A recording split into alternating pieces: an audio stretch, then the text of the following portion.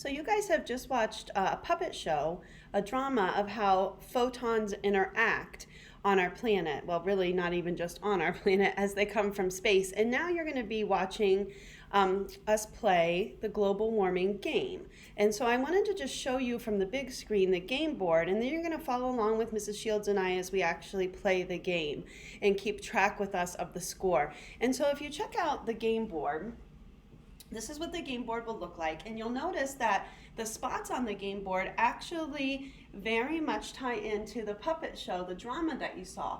And so notice we have outer space, we have the atmosphere, and then here, it's a little tough to see potentially, but this is showing a mountainous rocky surface of our planet. So this is planet Earth.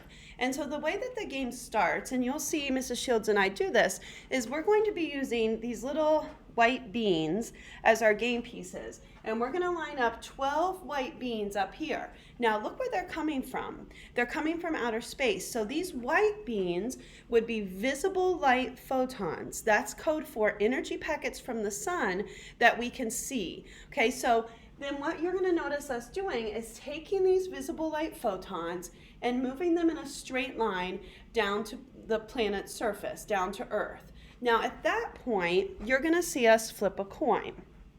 And so we're going to actually have some cards on the table. So this stack here is our reflected cards. In this stack here, the blue stack, are absorbed cards. And so remember from the photon interaction drama, there's a 50-50 shot when a visible light photon hits something on the surface that it'll be reflected or absorbed. So then we'll flip a coin, and in this case it was heads. So heads tells me that I'm going to pick a reflected card, and then it will tell me on that reflected card what I bounced off of and then what to do to finish my turn. So that's the way that the board is set up. You'll also notice there's a spot here for a score sheet. You're actually going to keep score digitally. You'll notice that in your dock. And then up here, there's a spot for carbon dioxide cards.